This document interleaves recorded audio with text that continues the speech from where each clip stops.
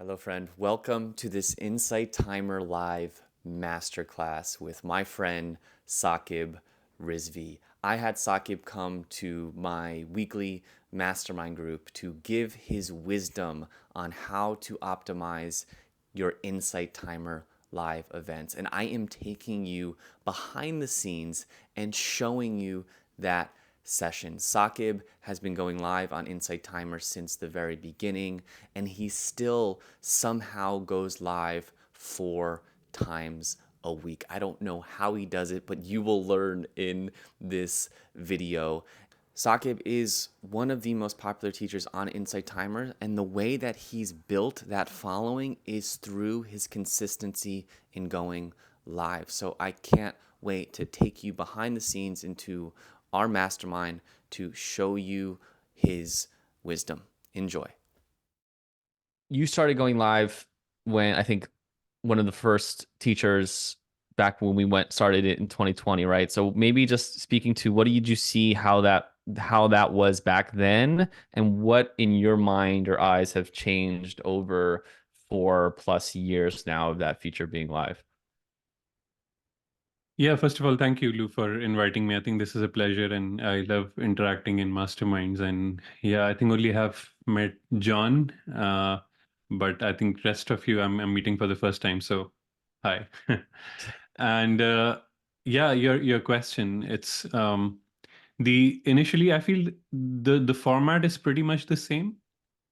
It's just the like initially in terms of my own personal journey, it was initially an experiment, just kind of going live, and I had a lot of resistance to that because all these ideas coming up that I have just moved to the West. I don't even have a Western accent. I'm carrying a thick Indian accent with me, and all these self judgments and self worth issues coming up. And how would I convey my message to a Western audience, mostly Western, although there are people from the East as well. And so for me personally, it has been a great transition from that very first live when I was super nervous and I had my ex-girlfriend was sitting with me and I told her to hold my hand as I was speaking. And so she did that and it went well. And since then it has been like an upward journey because I think the thing with lives is that the more you do it, the more comfortable you become.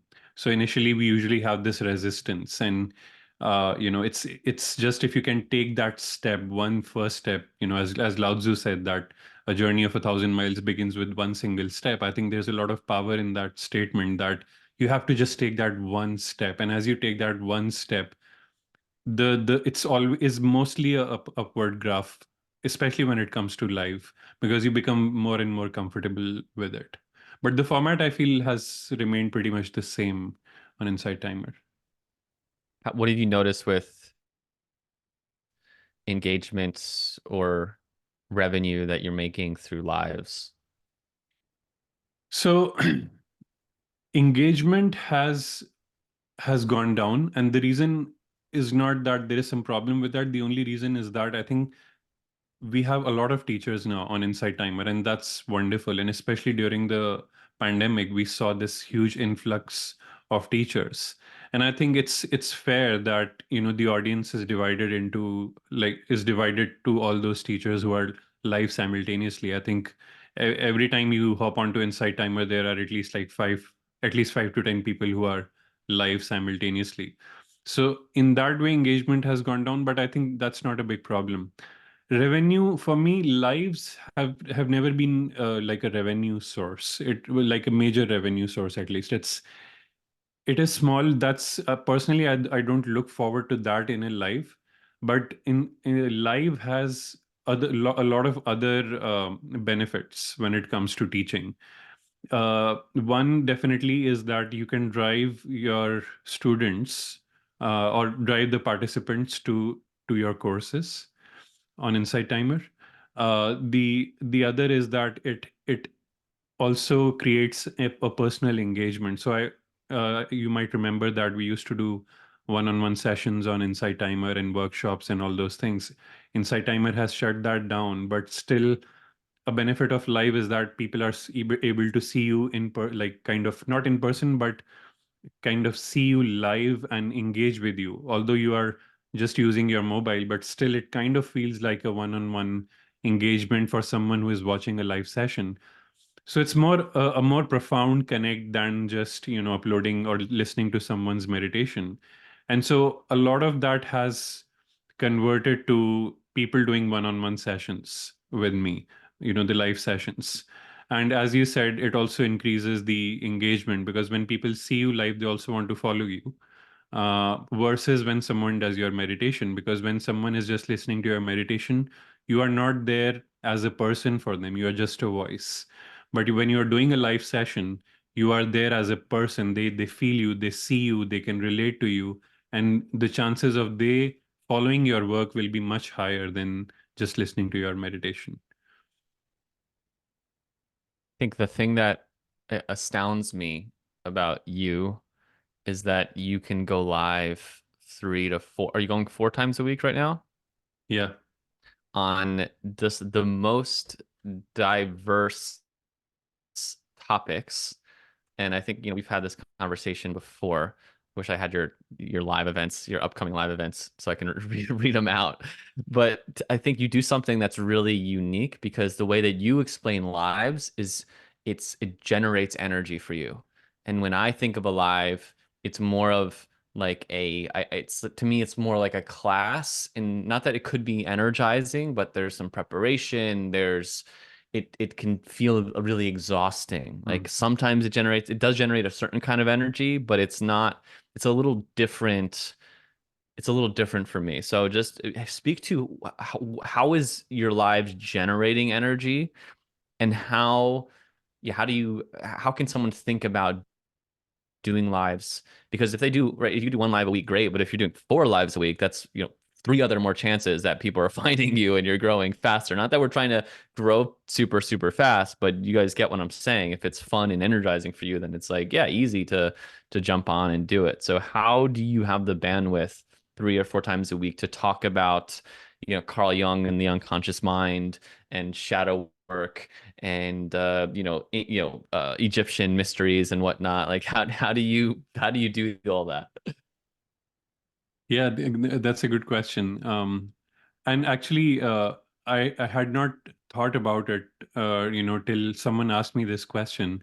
And what I realized was that this doing a live for me has been like the most joyful thing since I think since the last 2 or 3 years, since it started. I think 3 years ago or 3 or 4 years ago, and I realized why is that because it is I would say it is, it is a channel for me through which I can vent out, through which I can release what is going on inside of me.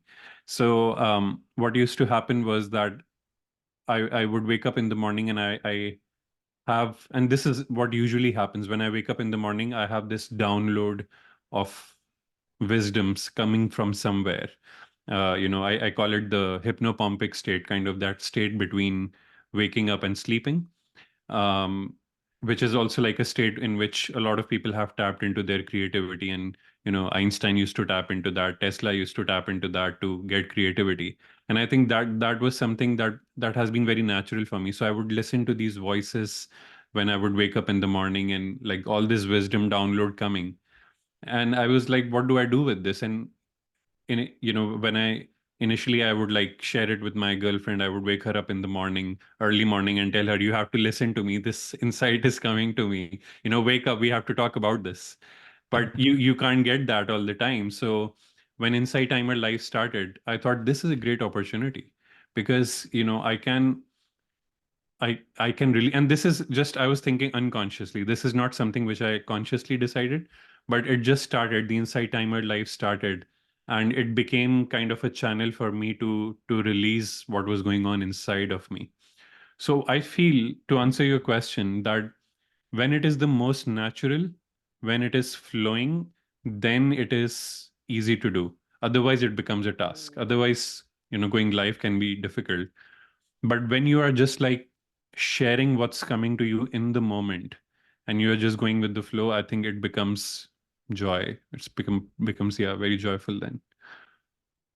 Want to normalize to everyone that it's okay if you're not waking up with just wisdom downloads and and just coming through your ears. So Sak is got his unique ray in that, which is amazing. I need to get some of that in the morning. But um, Saqib, something you've talked about is the way that you circle content. I think this might be, there's one thing I think I want people to take away, and this is similar. We've kind of talked about pillar content here in the last couple of weeks in talking about creativity, but can you share how you circle your lives in a way where you're actually it feels like you're doing a lot of different lives and very intricate, but it also seems like you're talking about maybe similar the same things in different ways, or maybe it's the same exact thing and you're just draw showing and see what shows up that day. So I think Yeah. I'd love to hear you to talk about that. Yeah, I try to usually schedule different topics over a period of month, and I would repeat those topics the next month. But all the topics also tend to like reach a saturation point. There are some topics I started with on Insight Timer. Some, like the example of that is becoming fearless, and I'm still doing sessions on becoming fearless because one, I'm enjoying it. Secondly, the audience is liking it, and every time I talk about becoming fearless, it's not the same content. Everything, something new comes up. One day I'm feeling myself, I'm feeling fear, so I will talk about that fear. The next day I'm feeling something else, so I will talk about that fear. It becomes this, the topic remains the same, but the content of it changes, depending upon the situation. And so, but most of the topics, they have like their kind of saturation point. Some topics you are not being able to like be very innovative with. For example, if I talk about, let's say, the 10 bhumis of the Buddha. Now, the 10 bhumis of the Buddha will remain the same. They will not change. And so there is like limit to how much you can innovate with that. And so at some point of time, it reached a saturation and it felt a lot repetitive. So I feel that circular thing can only happen with topics which have more bandwidth of being flexible in terms of content, what you're sharing. And so there are these certain topics that I keep rotating on regular basis. I would plan out a month, schedule different lives for a month, and then start repeating those lives. But from that, I will also leave out certain topics and also introduce new topics. It's like the rule of minimalism, that whenever you have to, like, if you want to be minimalistic, then whenever you buy something, you have to also throw out something. And so it's something like that when I go in this circle, but I also let go of certain topics and introduce new topics simultaneously. For those people that haven't been on one of your lives, like what's your structure, right? Like for me, and I can share mine, it's I get on, I do a little, take a minute or 2 minutes. Obviously, some people are going to be dropping in. A lot of people they do like, where are you from? I used to do that. I just feel like it's almost like overstated, and I just kind of just let people just jump in and say hi, and make sure that my mic's working okay with them. I go into a little bit of a I start typically there's a theme, and so the first portion it's kind of like how I would structure a course, I guess. I would start talking about the theme, sharing some key points that I want to share. I'll then, there's a little interim between talk and meditation where I might just say, okay, let's, thank you. I might invite donations at some point earlier on, and then say, hey, we're going to meditate and then hang out afterwards, and I'll answer any questions, and then we'll keep it super, super loose. So I like to keep a, for people that are coming, maybe just to like get a meditation in, not that, some people are, maybe it's like 6 in the morning for them. They're like, oh, I can meditate live. I'm trying to be aware of those people that are like, we're going to do a meditation. You can go on your way. I'm going to hang out with other people. So Yeah. as much as I've tried to get away from that format, it feels most natural to me. Like I kind of tried new things, tried going without much of a plan. and it's just not where it's a similar thing with I love poetry and I love like spoken word poetry and I can write and do it, but if you get me in a freestyle, it's so much harder for me. So there's something my own connection in the moment that I need to work on, but yeah, that's just wanted to share that with people of my background. Saqib, how do you think of you start the live, what happens next? And as granular as you want to take it, I think would be helpful for people. Sure. So I think the one thing good on Insight Timer, or maybe any other platform which goes live, is that you have the freedom to do it as you want. Like you have that freedom. It's not that you have to do this or you have to do that. Um, so I take advantage of that and I try to structure the session. Sometimes it's like pre-decided because I know that I have to talk about these principles. And especially when there is like fixed pointers in a session, some sessions are like free flowing, just coming from the moment and I'm sharing from the heart. Some sessions have like wisdom in them and they are like based on certain teachings, like the Hermetic teachings. And so there are like these seven principles of the Kabbalion. I have to talk about these seven principles and have that structure. Um, so there are majorly, considering these factors, there are majorly three formats I follow. One is meditation and then talk. The other is talk and then meditation. And the third one is meditation, talk, meditation. Now, depending upon what my state is, I will decide the structure in that moment impromptu. Um, if I am myself not centered, I would prefer to start with a meditation because that will also help center me. And I think that's a great opportunity, especially on Insight Timer, because it's about meditation. So if you're feeling nervous, if you're feeling not centered, if you're feeling out of the place, it's a good idea to start with a meditation because more than helping the audience, it will help you. You can get centered with that. You can allow yourself to relax and do the meditation along with that. And so sometimes when I feel I'm not centered, I would use that opportunity to first meditate and then go on to a talk. And the other benefit of that is that a lot of times the talk ideas come up in the meditation while you are meditating and guiding the meditation. That would be helpful in the talk. So it helps you to also kind of tap into that inner wisdom of yours, and you start speaking from that. Sometimes I already most of the times I would say I've already done a meditation before the live, and so I would start with the talk, and then I would end with the meditation because first I want to share the theory, and then I want to take them to the practical aspect of it. And whenever the third is meditation, talk, meditation, and so that's when I have more time in the sessions. That's when I usually do like 2 hour long, 1.5, 2 hour long sessions, and then I have enough time to have a meditation in the beginning, then a talk, and then a meditation in the end. So I would say that be a little bit selfish here. Think about yourself. What works for you? How comfortable you feel to just start talking initially, or do you want to first relax yourself first and then talk about it? I think that's how I go about it. And just a preference too, like you don't have to do a talk. It does you can just drop into, and have a 20 meditation, 15-minute meditation for people. So if Sarah asks, referring to structure, is there an ideal duration for lives or minimum amount of time? Um, I would say that again, it a lot depends upon your own schedule and whatever is comfortable for you. Because I realize that if you have to, one of the reasons that I feel I was able to do these lives for so many years was that I kept the timing flexible. So the day I'm feeling a lot of wisdom is coming up, I'm sharing and I'm enjoying the session, and so I can go up to 2 hours.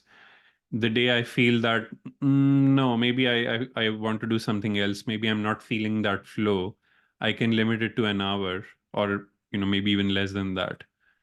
So I would say whatever is comfortable for you, do that. Again, another good thing about Insight Timer Live is, and that's why I love Insight Timer Live, because you can schedule 2 hour sessions, and I think that's the max. But you can be flexible. You can end in 1 hour. It's not that you have to carry that to 2 hours. And so think about yourself. Think about what is comfortable for you. If you feel like you have a lot to share, you are excited, go for a longer duration. If you feel like and long by longer I mean more than an hour. And if you feel like it's just a little bit you want to share and you're not in that flow state, maybe you can limit it to 45 minutes. But usually I've seen that it takes at least 45 minutes to for people to start connecting, because people also join late a lot of times. So when you are 15 minutes into the session, you get most of your audience. In the initial 15 minutes, people are just joining in. So at least 45 minutes and up to 2 hours. Yeah, if you have engaging content, if people want to continue, I think this is a not to make you guys get what I'm saying. I'm not trying to say that people on Insight Timer are fish, and but using this analogy, it's like if you're a good fisher and you have your net in the river for longer, you probably have more fish that come into your net, right? So it's like if you are in the stream of where people are looking for meditations or talks, if you're doing it for longer, you're going to have more people come into that stream. I had David Gandelman in this group, and he talked about, and I do it differently because I close my eyes during meditation. How do you do? And he made it sound like, and again, we all have our opinions. He made it sound like that's if I go into a room and the person has their eyes closed, I might go out. And to me, I don't agree with that. How do you, when you do your meditations, are you eyes closed, or how are you? Did you think about whether that impacts people staying or going? Hmm. I prefer closing my eyes and doing it myself, um, because one thing about guiding meditations is that although there is always this resistance to, and initially I had that resistance that, oh my God, if my eyes are closed, and we have all fears come up when our eyes are closed, right? What will happen? Oh my God, sound might go off, or the session might shut down in between, or what will happen? But what I have realized is that those are like just exaggerated fears mostly that we have. Um, it's important to also surrender and let go. And your own surrender will happen when you allow yourself to not worry too much about the sound, the video and all those things. Mostly they tend to take care of themselves. So I like to do the meditation. Um, and so I would close my eyes, and that's the best way to guide, because at least for me, because um, then I know what I'm doing. For example, I know how much pause I should take between one guidance and two guidance. For example, I've asked people to okay, focus on their breath. And so if I'm not meditating along, and if I'm not going within, then I will have no idea how long will they take to take those breaths. And I might hurry up through rush through the meditation. But if I'm meditating myself along with guiding, then I know what is the right pause in between. And then when the next guidance has to come in. And so I feel the guidance is more natural when you are meditating along with guiding. And yeah, I personally like to do that.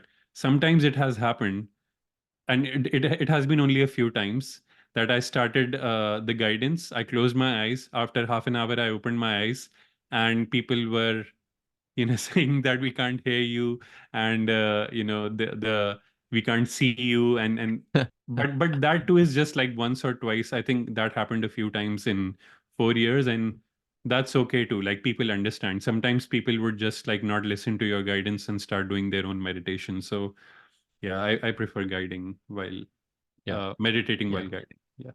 yeah. Same for me. But everyone has different ways of doing it, different like ways to orient that. So David asked about equipment. And I realized, David, this might be different for if you're bringing in music or sound versus just voice. And so maybe just talking just voice now, because I think that's what Saqib would know best. Um, and yeah, how would you answer that, Saqib? Yeah, so my setup is pretty simple. I travel a lot, so I tend to um, try to make it as minimalistic as possible. And so I just have like this one mic. Sure. I think it's I'm forgetting the model. I think it's SMV7. That's the Um, one that you can go right into the computer, right? It go right into the USB. It doesn't need yes. like the mic I have needs a forget what it's called, but like an adapter thing. It's the portable one, and you don't need that modulator, demodulator in between, and you and because you can and then it becomes easier to carry. So I travel a lot, so I take this one, not the other one. I think you have the other one, right? Yeah. Yeah. So yeah, this is my only setup, and the only thing I add to that is a pop filter on top because I somehow I make a lot of clicking sounds from my mouth, and so it helps to or breath sounds. It helps with that.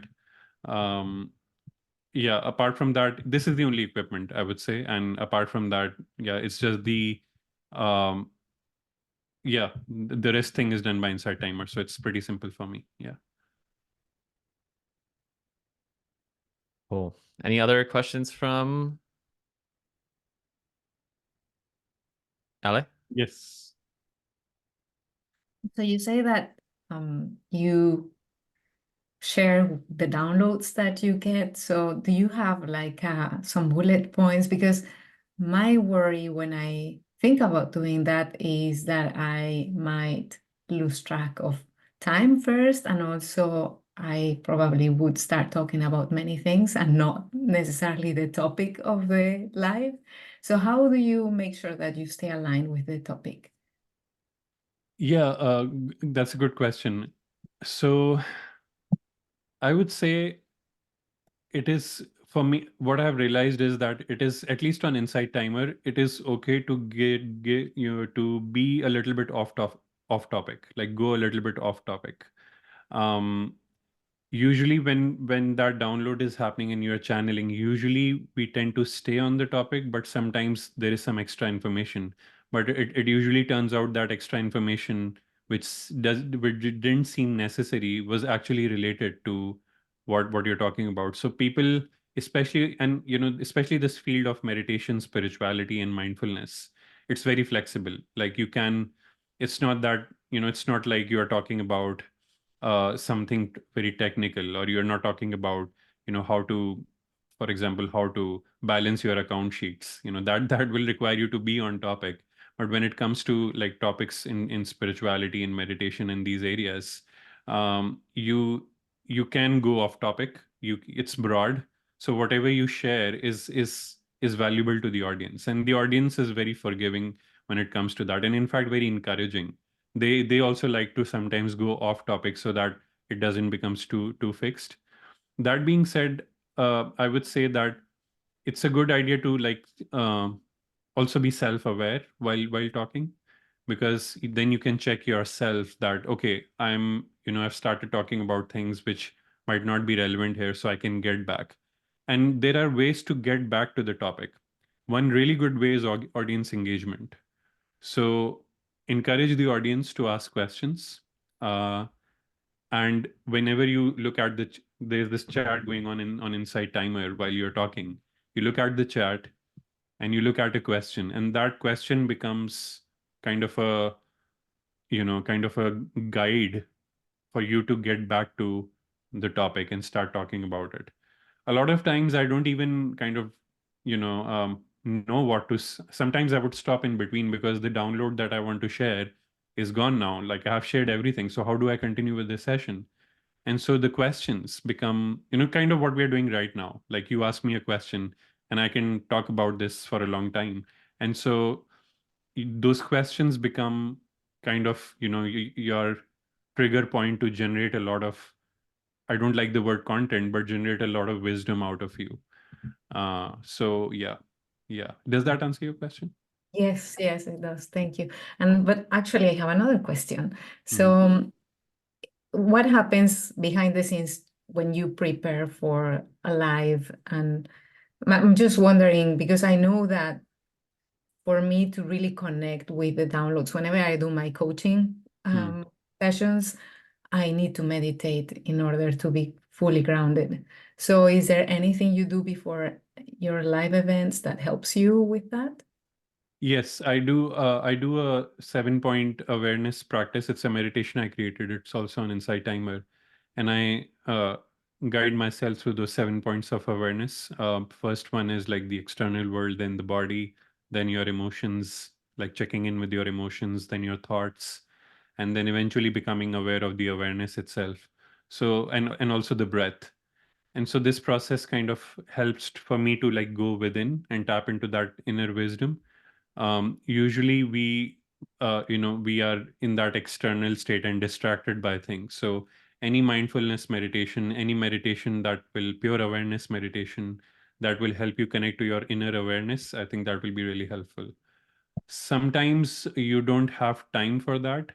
So sometimes it's just like quick practice. So I would just like do a round of breathing and focus on my breath if I just have like 2 minutes.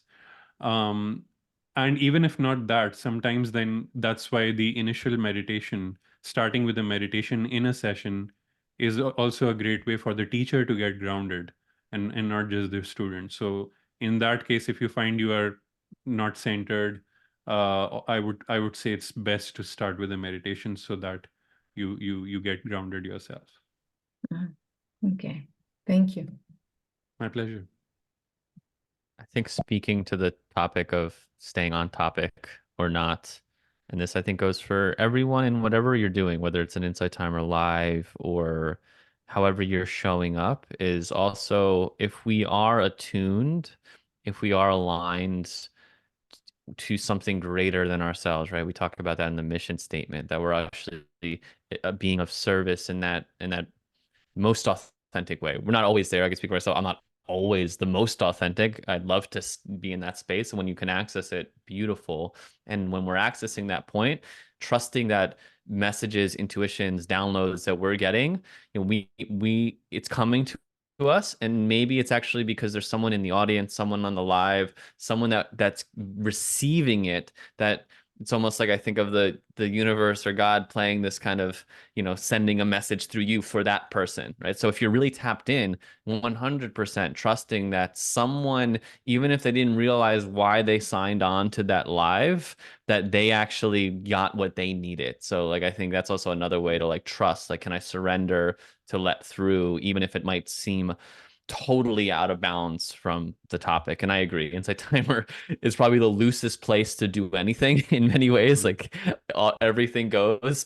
So it's a great place to test to test content too, right? To test things that test titles too. Like maybe you're in between titling something. Oh, well, let's do a live with this title. Let's do a live with this title. How many RCPs does this title get versus that title? Like it's a great way to just understand like what people are attracted to on just a superficial level in that way.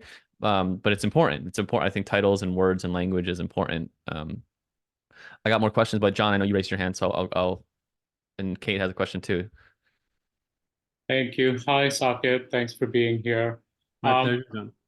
um, when you first started going live, I know you did it, 4 days a week.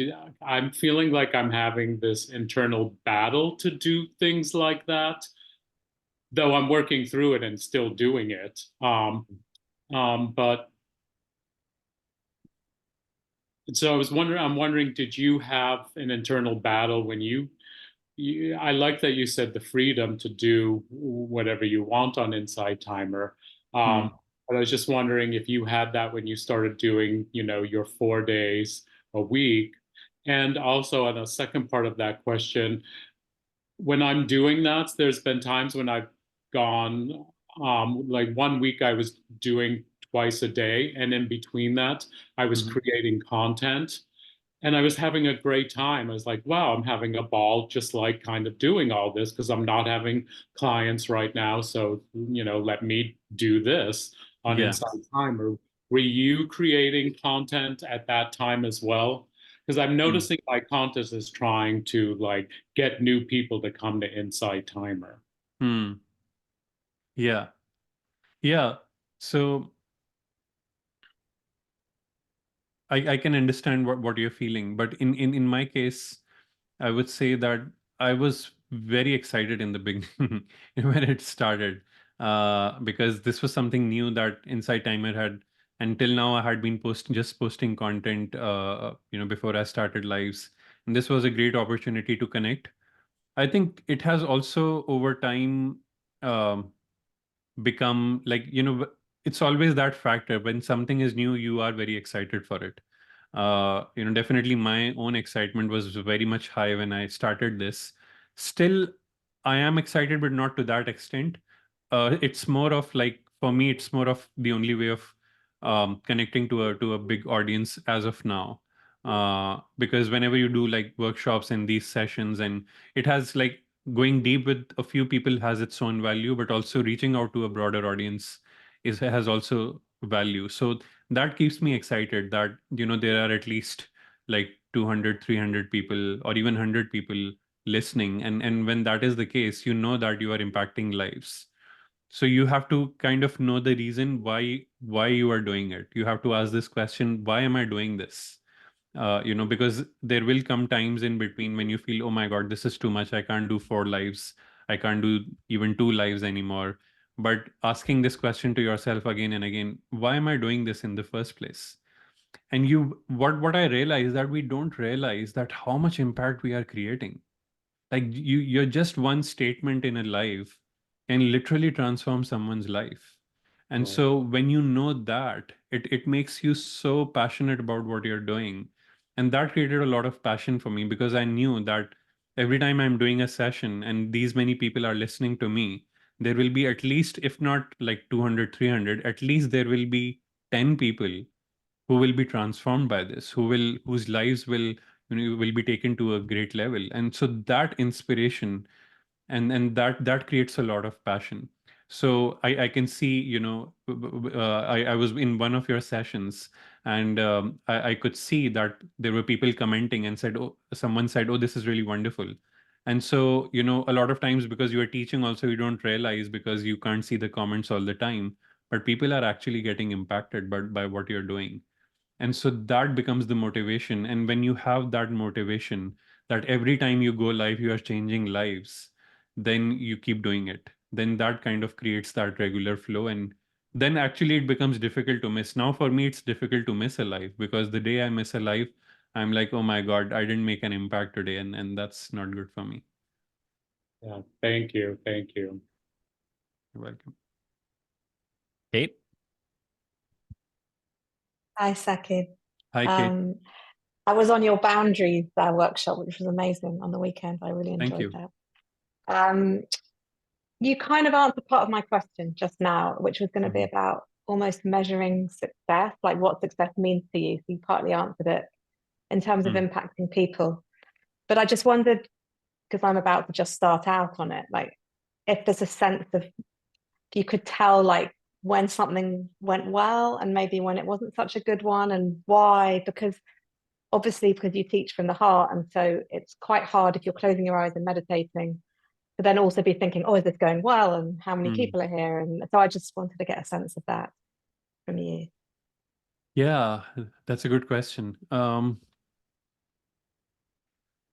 I think it's your own energy.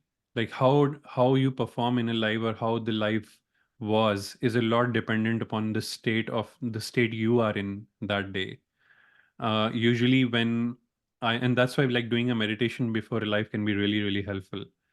Usually I notice that when I'm centered, when I had a good sleep at night, when I have woken up fresh in the morning, I've done my morning meditation.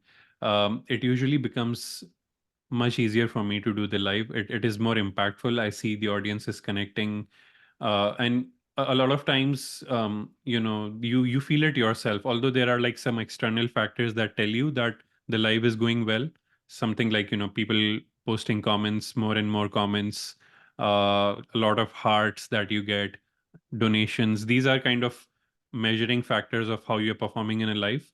But more than that, it's your own feeling. Like you feel in that state of flow, right? I think you feel when you're struggle to speak, when you're struggling to speak versus when you are in that flow state and things are just flowing and you are enjoying. And after the session, you are like, oh my God, this was really good. I feel good. And I myself has learned something. So one really good thing about channeling during a live is that uh, you learn yourself a lot, right? I was like, sometimes I would do a live and I have been channeling all that information. And after the live, I'm like, oh my God, that was so awesome. Where did that come from? And this is great. And let's write it down. And I think this is a great learning for me as well. And so when you are in that flow state, you learn yourself a lot. And it's that internal feeling that you get that, yes, I was in a flow state. I think it has a lot to do with that flow state versus when you were like struggling to speak and looking for hints or ways to find out topics to speak about. When you're just flowing with it, it's much more just know that. So to answer your question, two metrics are there. One is how the audience is engaging, responding, what is their energy, and how is your own inner energy, and are you in a flow state or not. Thank you. Yeah, that makes a lot of sense. Thank you. You're welcome. Ale.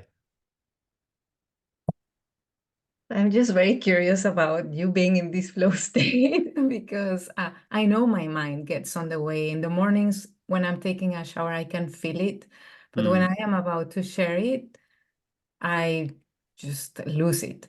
So, well, it's probably two questions in one, but were you always like this? And if not, what did you do to just let go of those expectations probably, or of the Yeah. mind getting in the way, and just allow yourself to be in that flow state? Yes, very good question. I think it's the fear of judgment that blocks, that takes us out of that flow state.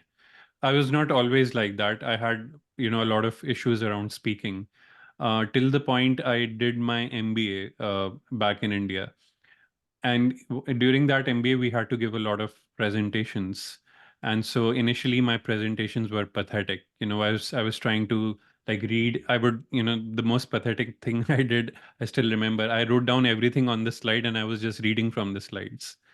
And so that was kind of a low point for me in my life because the audience was almost laughing at me. And so so there was this mentor of mine who was a teacher, and he said that that's not how you do presentations. And he told me, so I asked him, like, please teach me. And so he said that just write down, he said a very simple thing. He said that just write down the main pointers and just use those pointers to bring up content from within you and forget the audience.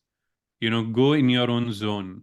Um, and that was really helpful. So I thought, yeah, that's good. And then in that case, I don't have to mug up things. When we try to mug up things, we are still functioning in the mind. The rational mind comes in between and it blocks the flow state, right? It's like making love. You see, you are making love to someone, and if the mind is too active, you are not able to make love. It's something like that. And so I realize that there are a few factors which lead to a good flow state. One is not focusing on too much of preparation, not focusing on too much of mugging up or remembering things, just writing down the main pointers, right? Let's say you have to talk about, taking just my own example, the seven hermetic principles. So rather than remembering lines from that book, what I do is I just write down the seven main principles, seven words, and they become like cues for me to talk about the whole topic. Because ultimately, we have to trust our inner wisdom, right? We are too dependent on the external wisdom. Like we think that person, Hermes Trismegistus, who wrote the seven principles, he is so great and I'm not great, and that's why I have to rely on his information. No, he has his principles, the principle of mentalism, for example. Now, I know a lot about mentalism. So let me talk about mentalism, what I know about mentalism versus, just imitating what her mistress Magistus said. And the other thing is that the like don't care about the audience. What we have to work on is our fear of judgment. Be okay with making mistakes. Be okay with just being normal and authentic. We think that audience wants perfection, but that's not what the audience wants. Audience wants authenticity, vulnerability. So when you allow yourself to make mistakes, when you allow yourself to tell the audience, yes, I'm nervous, or when you allow yourself to say that I don't know what I'm going to talk about, but let's see, let's discover together. When you say things like that, the audience feels really good. You become like a friend. So think about, how do you speak to a friend? When you speak to a friend, you are not nervous usually, right? You are speaking out your heart. And so it's something like that. The audience is also your friend. Like we feel the audience is not, and we think that people are judging, and that's mostly our own projection on the audience, because we are judging ourselves. But actually, the audience, if you be vulnerable and if you tell them that this is what you're feeling, and maybe you don't know a lot of things, the audience connects with you, feels friendly, and then you become more and more comfortable in sharing. So make sure that when you speak to the audience, think that how can be I most like how can be I vulnerable and most in a most authentic place while I'm speaking. That's beautiful. Thank you, Saqib.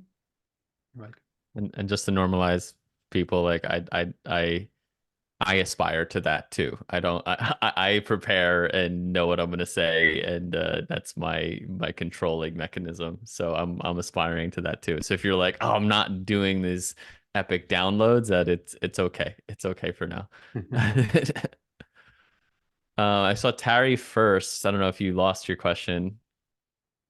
No. I just didn't want to have a hand up off with Sarah. So I put it down.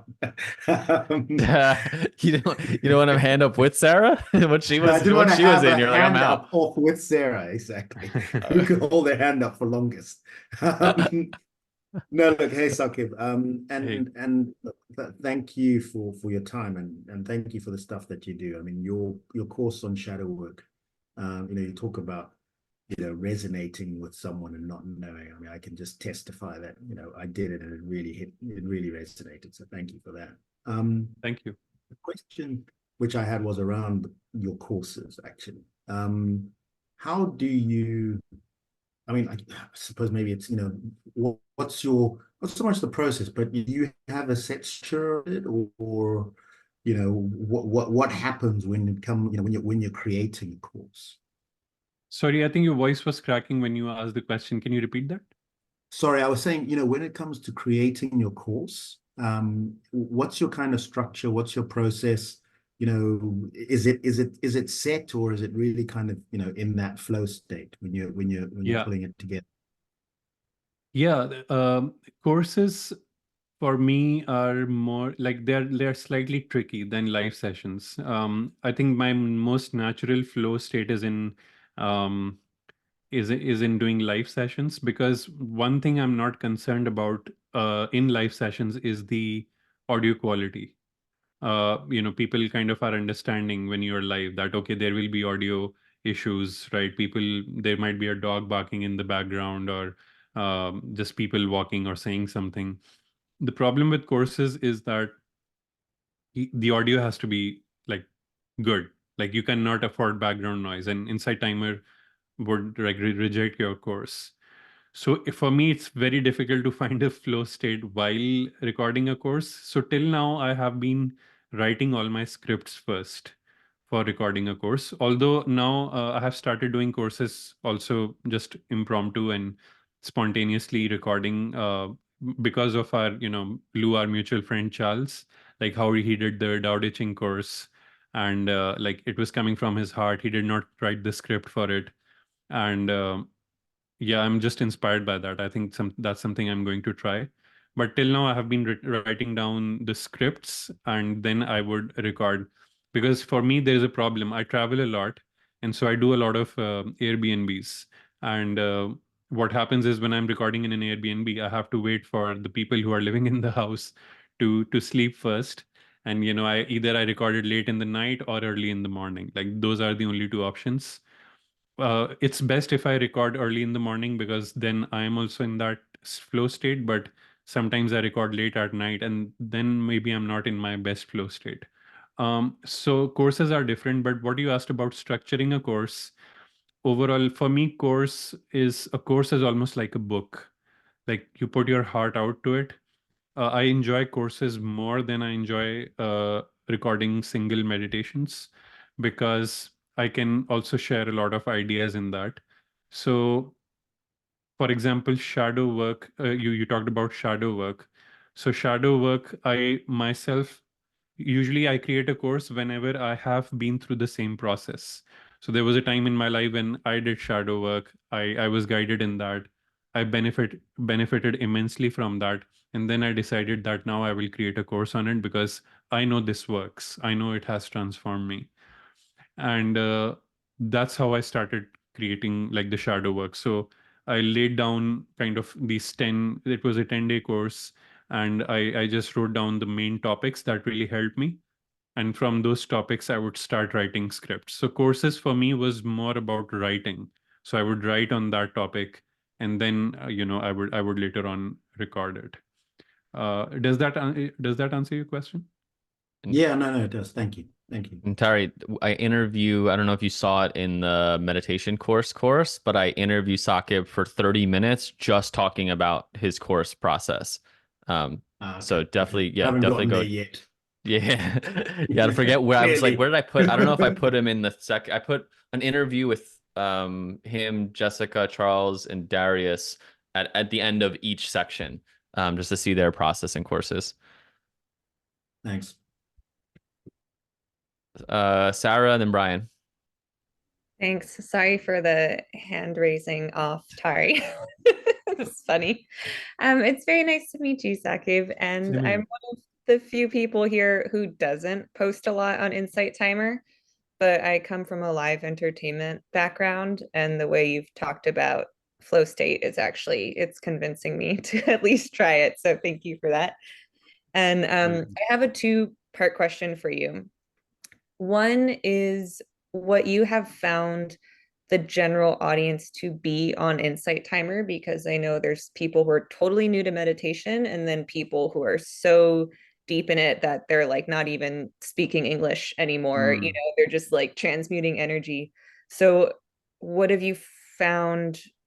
I guess like how do you find people receiving that in terms of how accessible you make your meditations? Or maybe it doesn't matter when you're live. And the second part is how you integrate your calls to action. Okay. So to answer your first question, are you asking more in terms of like language barrier, or are you talking about the like interest in the topic? Yeah, I didn't mean the language literally, more of like what level of experience I think have you Okay. found people to be at? Okay. So yeah, usually there is this range of audience. Usually on Insight Timer, there is, I would say, beginner to intermediate level audience, because I think once someone becomes advanced in their meditation practice, they tend to use app less and meditate by themselves more. So usually beginner to intermediate level, and that's also a good question that you asked, because it makes me realize that it's kind of important to structure, and I do that unconsciously, but I kind of structure my content according to that, or share things according to that. So, for example, on certain topics, I cannot go too deep. Like I cannot, for example, go too deep into talking about, the complex concepts of Carl Jung, like, archetypes, and going deeper into that. Although I can talk about that on the surface level, but so there is this limitation, and this actually I have found to be a little bit of challenge for me, because I would always not be able to go deep with the audience. And for that I do like separate things. I do workshops now where I go deep, with the audience. So but on Insight Timer, there is always this thing that there is always new audience in every life, almost 50% of it. So if there are like 200 people doing a session with you, then chances are that 100 of them are the same who have been doing it previously, but 100 of them are new to the session. So you have to like structure it in a way that also gives them. So what I try to do is I try to cover, although I don't want to stay at the basics all the time, I try to cover the basics initially in the session and then gradually move to like deeper concepts so that the audience that has been following me for a long time, they can also benefit. Because two things can happen. If I am sharing just the surface level stuff and just the basic stuff, the audience that has been following me, they will not be interested anymore because they are done with the basic level stuff. For those who are joining me for the first time, if they find that I'm going too complex and too deep, they will not be able to understand the basics and they will disconnect, right? So it's about creating that balance between sharing the basics and going deep into that topic. Your second question, I think you asked call to action, right? That was your question. So call to action, I usually prefer, although a lot of people like do in the beginning as well or in the middle, I usually prefer to do call to action towards the end. It has its own like merits and demerits, but somehow that is more natural for me because personally I want to give to the audience first and then ask. Right. So I usually like do it towards the end where I would usually you say something during the live session which is related to one of your courses. Now, the good thing is that I have almost like, I think I have 9 courses on Insight Timer, and with Charles including two, so 11 courses on Insight Timer. And that gives me, enough bandwidth to talk about a particular course, or if I'm sharing a concept, like I'm talking about the shadow, so I have a shadow work course, or if I'm talking about manifestation, I have a manifestation course. So I would refer to what I mentioned during the session, and then I would guide them to that course. And then I would also in general talk about like, okay, I have all these things on Insight Timer, follow me. I also have, something off Insight Timer. You can go to the about section of my profile. And so this is tricky actually, because you can't promote too much of your own thing. But what you can do as per Insight Timer rules is tell people to go to the about section of your profile where you have posted your own personal link. So, and just then asking in the end for support, like if you like my session, then you can also donate and or support in any other way. Thank you. You're welcome. Interesting. That's a good. I tried not to share, right? We're not supposed to promote off of Insight Timer, but to say to go to the profile picture to see other things. I tend to wait till someone mentions something off Insight Timer, like, oh, I liked your book or I like your newsletters, and say, oh, yeah, he's talking about my newsletters. I'm not supposed to talk about my newsletters, so I'm not supposed to say that I have a website where you can go sign up for my newsletters. I tend to kind of be jokey around it. Yeah, that's always a tricky one. Yeah, got to trust that people are going to want to go deeper. Brian, and then we're at time here. Saqib, nice to meet you. Hi, Brian. I Nice to haven't meet you. followed you, but I'm a new follower and look forward to learning a little bit more about your content. So I'm really interested in understanding a little bit more what you kind of just were talking about, like what platforms outside of Insight Timer you leverage. I mean, do you have a podcast? Are you doing stuff on YouTube, or what are your other channels to engage with your audience? Insight Timer, I think that mostly I'm working through Insight Timer. Apart from that, I do one-on-one sessions. I do workshops, because I think the most audience that comes to Insight Timer, especially in their lives, they really want something like that, workshops, one-on-one sessions. So apart from that, these are my primary. Another channel I have is Instagram, which is not that helpful. It's just more of kind of a personal branding channel. It's never converting, like mostly not converting. And definitely website, and website has all the information. And I do also work with a few other apps, meditation apps as well. So these are like the major platforms for me. Thank you. You're welcome. So, John, are you saying that there's teachers that are always promoting their websites on lives? Yeah. I've seen that for years. Yeah. Totally. And it's what it's gonna be. I think, I don't know, my own personal everyone has their own relationship with Insight Timer, right? For me, it has a different meaning than someone else jumping on it that wants to use it in their own way. Great. Like I understand it. And personally, I think there's some karmic energy of like just trusting, yeah, not overtly doing the thing that like they're not wanting you to do. Yeah, staying within the boundaries. That's for me personally. So that's people's personal moral things. If I was on, honestly, like if I was engaging with an app like Aura, who I have less relationship with, but I do post on, if I was doing lives on there for whatever reason, to me, it's like, yeah, whatever, go follow my website. Like, so people might feel that about Insight Timer. So it's like, who am I to judge that? But, my own personal relationship with Insight Timer feels very, um, otherworldly, let's say. So I want to honor that. That's me personal, and I think a choice that I wouldn't judge any of you in how you show up on that, to make your own decision on promoting stuff. Yeah, we'll see how that continues to unfold. All right, Saqib, thanks, man. I feel like we could talk like for longer on lives. I was like, are we really gonna talk for lives about an hour? Is that gonna have enough content? But it sounded like it was great. It has been my pleasure. Yeah, I totally enjoy this. It's almost like the flow state was also happening today. Yeah, amazing. Well, we'll have to have you back for in the future, hopefully. Totally, I would love to. Yeah, and a Yeah. wonderful group. Nice to meet you all. Thank you. Thank you so much for watching. I hope you found that super valuable and some ideas that you can apply into your next live event.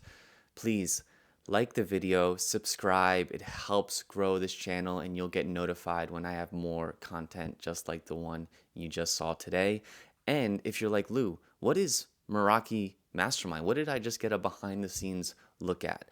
It is a group that I have specifically for meditation teachers and wellness coaches, spiritual guides, and doors open for it every 3 months. And so to be on the wait list and get notified the next time doors open, check out the link in the description below. And I'd love to chat with you more about potentially you becoming a member of Meraki Mastermind. So thanks so much for watching, and I will see you soon.